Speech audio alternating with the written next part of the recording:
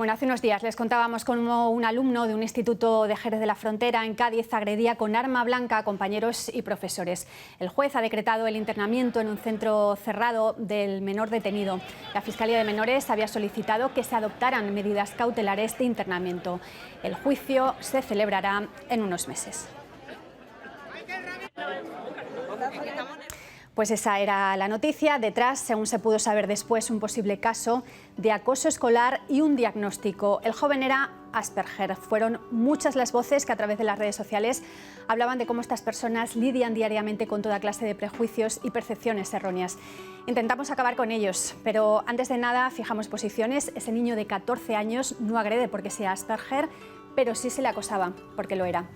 Javier Mendoza, periodista, diagnosticado de Asperger. Muy buenos días. ¿Qué tal, Silvia? Muy buenos días. Y Sergio Chávez, musicoterapeuta especializado en TEA. Muy buenos días y muchísimas gracias a los dos por acompañarnos. Un placer.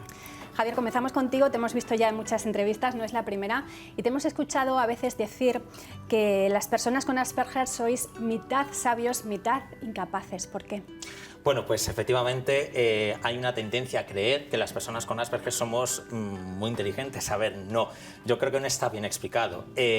A ver, nosotros somos personas que tenemos unos intereses muy concretos en aquello que realmente nos interesa. Por ejemplo, en mi caso, pues está el tema del periodismo, que es lógicamente mi profesión y en lo que me estoy formando. Está el tema de la televisión, está, por ejemplo, el Festival de Eurovisión también. Entonces, y sí, pues también somos mitad incapaces porque nos cuesta mucho mantener relaciones habituales. En mi caso, pues tener un grupo de amigos que cuenten conmigo, ¿no? Yo puedo contar la anécdota de que la última Nochevieja mi madre me tuvo que acompañar a la discoteca porque no tenía nadie con quien irme. Entonces, pues a mí lo que más me duele de todo esto es ver que realmente no me siento integrado. O sea, he sido siempre un niño aceptado, pero no incluido, ¿vale? Y esto no es para nada lo mismo. ¿Por qué? Porque muchas veces me he sentido solo, nadie me ha llamado para irme de fiesta, y eso hace, pues, lógicamente, que afloren sentimientos de soledad o incluso miedos. Actualmente, yo puedo decir que hasta los 18 años los únicos amigos que yo he tenido han sido los de la Asociación Asperger de Extremadura. Y puedo contar también la anécdota de que invitaba a mis compañeros de clase a mi cumpleaños y no venía nadie, o venían muy pocas personas. Afortunadamente ya no me siento tan solo, pero tampoco estoy para tirar cohetes, entonces sigo luchando. Sigue luchando, Javier. Sergio, según tu experiencia, también hablábamos de cómo se sienten personas como Javier, pero también de prejuicios. ¿A qué prejuicios se enfrentan normalmente? Bueno, el síndrome de Asperger como tal perdió su entidad diagnóstica en el año 2018 con la actualización del DSM-5 y entonces ahora se consideran personas con TEA de alto funcionamiento. Este tipo de personas es un tipo de personas, pues bueno, que siempre se ha prejuzgado como personas o muy inteligentes o con altas capacidades y sin embargo, bueno, solamente un 10, un 15% son personas con un coeficiente intelectual alto realmente, ¿sabes? Lo que sí tienen su característica de ser de tener intereses repetitivos o restringidos hace que tengan una capacidad grande para almacenar datos, para ser buenos en determinados aspectos. Entonces, claro, también destacan por determinados aspectos de la comunicación verbal, ¿no? Tienen una cierta línea de entonación muy característica, que pueden ser, por ejemplo, en Extremadura suelen hablar fino o hablar muy correcto, lo cual les llama la atención, ¿no?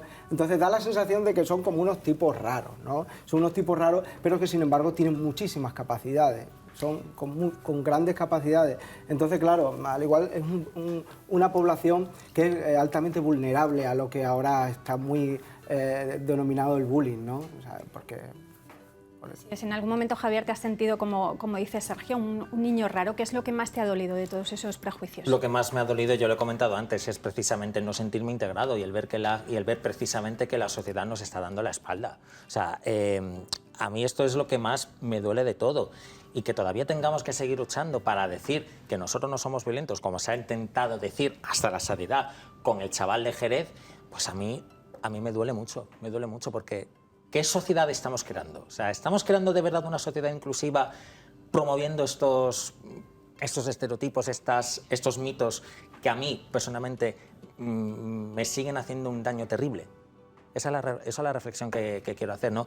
Mira, el otro día escuchaba una reflexión muy acertada que dijo Juan Soto de lo que pasó en Murcia. Y dijo que qué necesidad había de publicar los audios de una de las víctimas. Pues eso es lo que yo también me estoy preguntando. ¿Qué necesidad había? Nos lo tenemos que preguntar nosotros como periodistas. ¿Qué necesidad había de contar que el chaval era Asperger? ¿Era solamente para crear daño o era solamente para decir que el chaval lo estaba pasando mal? Yo me pregunto esa reflexión. Y ahí queda esa reflexión, Javier. Bueno, una de las herramientas en todo el trabajo que lleváis haciendo, porque claro, hemos contactado con vosotros por una parte y por otra y resulta que os conocíais desde los 5 años de Javier. Eres musicoterapeuta, Sergio. ¿De qué forma puede ayudar la música a esa herramienta? Pues mira, lo voy a un poco ejemplificar con el caso de Javier, ¿no? Nosotros nos derivan muchos casos de personas con autismo de alto funcionamiento porque consideran que son hipersensibles auditivamente. Es muy típico decir, pues es un tipo raro que se tapa los oídos, ¿no? Ellos necesitan tener como un ambiente estructurado y controlado. Entonces, claro, cuando aparecen sonidos que no los conocen, pues pueden llegar a frustrarse, a generarle mucha ansiedad. Entonces Javier llegó con nosotros porque sus padres nos pedían que, oye, que no podían asistir a un cumpleaños, no podían salir a la calle porque pasaba un coche y sonaba fuerte o una moto y le hablaron de que había una terapia que podía sensibilizarle, ¿no? Yo creo que con ello es muy importante la exposición que hemos hecho con él. Por ejemplo, él tenía fobia a los micrófonos. Casualmente la vida la ha devuelto. Pues mira dónde se ha ido a meter. Tela. Claro. Él era escuchar un micrófono, un sonido incontrolado eléctrico, de origen eléctrico, y se ponía muy nervioso, ansioso, empezaba a taparse los oídos, a decir, no, por favor, y ahora el micrófono es su vida, es curioso. Y te ha venido de maravilla, ¿no?, esa ayuda de Sergio, Javier. Por supuesto, pues yo puedo contar la anécdota de que la primera vez que canté en directo, creo que fue una canción de Maná, yo estaba en la batería, y el otro musicoterapeuta que teníamos, que era Félix Barrena, que es de aquí de Mérida, pues resulta que me pasa un micrófono, yo estaba nervioso ya viendo el micrófono y de repente me puse a cantar y ahí ya me solté y ya liberé toda la tensión que tenía, ¿no? Entonces es una anécdota, ¿no?, que puedo contar y que a mí, por supuesto, Sergio para mí es un pilar fundamental en mi vida e imprescindible y él sabe lo mucho que yo le debo. Pues vamos a conocer otro de esos pilares que seguramente son fundamentales también en la vida académica de Javier. Es Lourdes Constantino.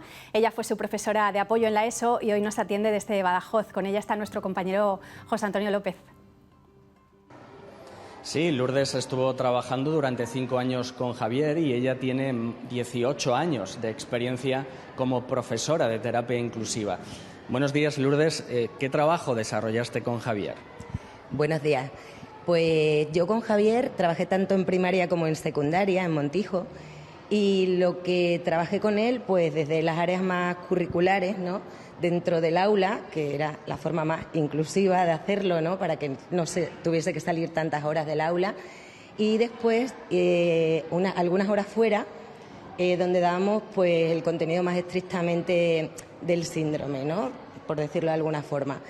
Trabajamos las habilidades sociales pues a través de emoticonos, de cómics, y en el recreo también muy importante con este alumnado porque es donde pones en práctica realmente todo lo que has hecho en el aula de apoyo, ¿no?, las relaciones con los demás y guiarles un poquito en ese aspecto. ¿En qué áreas de trabajo tuviste que focalizar más con Javier en función de las necesidades que tenía? Pues matemáticas, por ejemplo, y en lengua. En lengua ya cuando se fue complicando un poquito, pues el análisis de las frases.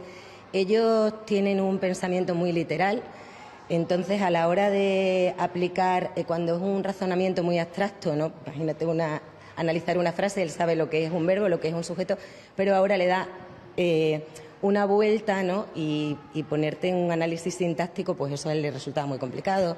Las matemáticas también. Es en el caso de Javier, porque hay alumnado de síndrome de Asperger que son expertos matemáticos, pero en el caso de Javier eran esas áreas y sobre todo, pues como he comentado, en el tema de habilidades sociales, ¿no?, que es donde ellos más necesitan. ¿Cómo se adapta un alumno como Javier, o bueno, en general un alumno con síndrome de Asperger, bueno, pues a las necesidades al día a día de un centro educativo. Me imagino que hay que hacer algunos ajustes que para estas personas pueden llegar a ser complicados. Sí, muy, muy, muy importante que antes de ir, en el caso de Javier, que fue un cambio de etapa, ¿no?, cuando pasó de primaria a secundaria, pues fue muy importante que él viniese, conociese el centro, tuviese una persona de referencia ya en junio para que cuando entrase en septiembre pues él tuviese alguien con quien que le acompañase, ¿no?, en este proceso de cambio.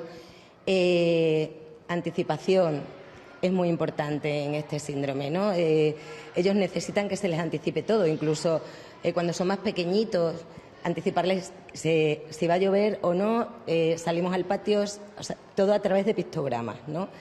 ¿Por qué? Porque eso, esa falta de rutina o ese salto de todo lo que se tenga establecido, para ellos, a ellos les genera mucha ansiedad, ¿no? Les genera pues irritabilidad. Entonces, bueno, se trabaja mucho eso, desde las rutinas, desde pequeños con los pictogramas, de más mayor anticipándole todos los acontecimientos y eso, sobre todo eso es lo más importante. Si tiene un examen y va a haber un cambio, en el caso del instituto que hay tantos profesores que entran dentro de un aula, porque hay profesores de guardia que a veces no les dan clase, ¿no?, vienen de otras especialidades, pues explicarles un poco cómo es Javier, hacer en el primer claustro incluso de profesores, decir que tenemos un alumno con estas características y esas necesidades. Eso es muy importante para su adaptación al centro educativo. Muy bien, Lourdes, pues muchísimas gracias por contarnos la historia de Javier y enhorabuena también por ese trabajo que ha permitido a Javier que, por ejemplo, esté a punto ya de graduarse en la Universidad de Extremadura en un doble grado de Periodismo y Comunicación Audiovisual.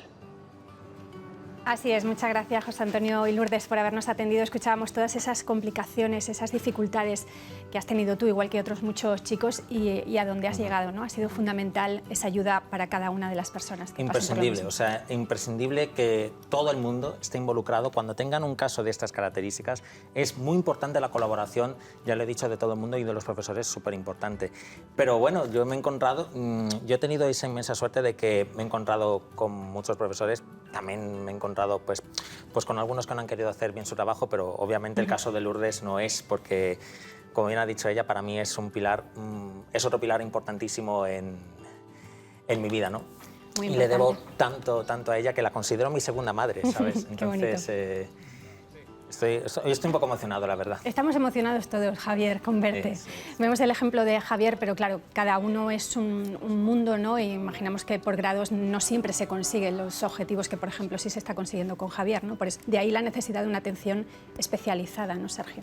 Sí, claro. Bueno, decía antes que había perdido entidad diagnóstica el síndrome de Asperger porque realmente están dentro del trastorno del espectro autista y, claro, el nivel de afectación es muy amplio. También dentro de las personas con TEA tipo 1 hay un nivel de afectación también muy amplio, ¿no? Pero claro, el síndrome de Asperger le daba una entidad que, bueno, eran personas sin discapacidad mental, no tienen discapacidad mental, de hecho son capaces totalmente, lo único que tienen unas características, una serie de condiciones, de condiciones que les hace, pues bueno, enfrentarse al mundo de manera diferente. Esas condiciones está la parte social, principalmente de la interacción social, la parte de la flexibilidad mental y la última, toda la parte simbólica o de teoría de la mente, que es la dificultad que tiene para comprender los pensamientos de los demás. Entonces, claro, hace que sean personas que necesiten una atención muy especializada, pero que luego pueden llevar un desenvolvimiento en la vida absolutamente normal. Pero se encuentran también con un obstáculo, ¿no? Que el 80% de ellos no encuentran un trabajo Exactamente. Antes las asociaciones síndrome de Asperger siempre han reclamado pues, la figura del mediador social, por ejemplo, la figura que le ayuda a integrarse sociolaboralmente, ¿no? Porque ellos pueden ejercer trabajo, lo que pasa que sí es cierto hay que determinar qué tipos de trabajo en base a sus capacidades. Pueden ser muy hábiles en determinadas profesiones, muy hábiles, mejor que cualquier persona neurotípica llamada, ¿no? Entonces, claro, se reclama ese tipo de atención que al igual al colectivo TEA no es tan prioritaria. Porque el colectivo TEA se atienden más otras necesidades más de carácter más básico. embargo el síndrome de Asperger precisa esa inserción laboral y ese sobre todo el apoyo al ocio y el apoyo a la vida, a la vida autónoma. Pues esa inserción laboral la vemos cada sábado, Javier, contigo, Sí, a las 12 en Escúchame, es compañero del programa de esta casa, de Escúchame, que sale todos los sábados a las 12 del mediodía. Te seguiremos viendo, ¿no? Mañana te vemos aquí. Sí, bueno, en esta mañana por supuesto estaré aquí y doy fe de lo que ha dicho Sergio, ¿no? Lo más importante es, a la hora de la inserción laboral, que la gente confíe en ti, y en este caso, esta casa me ha dado la oportunidad de mi vida, ¿no? Llevo ya 3 años pues trabajando con mis compañeros y yo sé que esto es el inicio de algo que bueno, que esperemos que sea muy bonito. Eso espero, ¿vale? Y es un orgullo para todos nosotros tenerte aquí en esta casa. Muchísimas gracias a los dos y esperemos verte muchos años más, Javier, por esta tele. Muchas gracias, ha sido un placer. Nada.